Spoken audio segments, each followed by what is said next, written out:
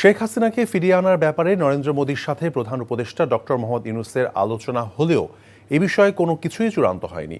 ভারত কোনো দলের সাথে নয়, বাংলাদেশের জনগণের সাথে সম্পর্ক চলমান রাখতে চায় বলে জানিয়েছেন পররাষ্ট্র উপদেষ্টা তৌহিদ হোসেন। বলেন, তিস্তা পানি ব্যবস্থাপনা প্রকল্পে চীন ভারত উভয়ের সাথে কাজ করতে আগ্রহী সরকার। রিপোর্টে আরও জানাচ্ছেন শফি মাহমুদ সাগর।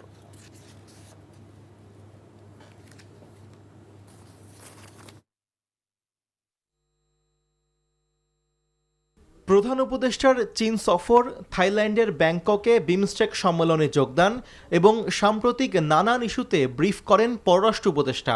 জানান, বিমস্টেক সম্মেলনের ফাঁকে ভারতের প্রধানমন্ত্রী নরেন্দ্র মোদী এবং প্রধান উপদেষ্টার বৈঠকে দুদেশের সম্পর্ক উন্নয়নে আপত্তিকর কথাবার্তা থেকে বিরত থাকতে আহ্বান জানানো হয়েছে।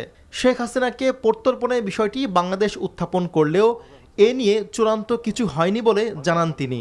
এটা নিয়ে চূড়ান্ত কোনো কথাবার্তা হয়নি, কাজে আমরা এটাকে এখানেই রাখি। আমরা তো তাদের কাছে চেয়েছি যে ফেরত দেওয়া হোক, তাকে বিচারের সম্মুখীন করার জন্য। তিস্তা নদী ব্যবস্থাপনা নিয়ে সরকার চীন এবং ভারত দুদেশের সাথেই সহযোগিতামূলক কাজ করার জন্য উন্মুক্ত আছে জানিয়ে পররাষ্ট্র উপদেষ্টা বলেন, এ বিষয়ে অগ্রগতি সময় সাপেক্ষ। অন্যদিকে রোহিঙ্গাদের ফেরত পাঠানোর বিষয়েও কথা বলেন উপদেষ্টা। অগ্রগতি সময় সাপেক্ষ ব্যাপার। ঝট করে আমরা কোনো কিছু প্রত্যাশা করছি না যে কালকেই কেউ এসে তিস্তা সমস্যার সব সমাধান করে দেবে। আমাদের একটা আমরেলা এমওইউ আছে।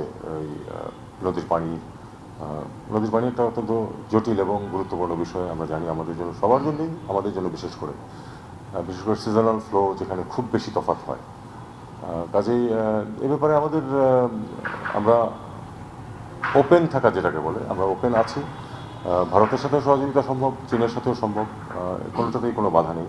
গাজায় হামলা বিরোধী আন্দোলনের মাঝে যারা ভাঙচুর, লুটপাট করেছে তারা দেশের ভালো চায় না অভিযোগ করে পররাষ্ট্র উপদেষ্টা বলেন, এ ঘটনায় বিদেশি বিনিয়োগে কোনো প্রভাব পড়বে না। বাংলাদেশের যারা ভালো দেখতে চায় না তারা এই কাজটা করেছে। কারণ শফি মাহমুদ সাগর, এনটিভি নিউজ, ঢাকা। বান্ডেল থাকলে প্রতি সেনমানিতে টাকা বাঁচবে। বিকাশ সেনমানি বান্ডেল কিনে জিতুন প্রতি লেনদেনে।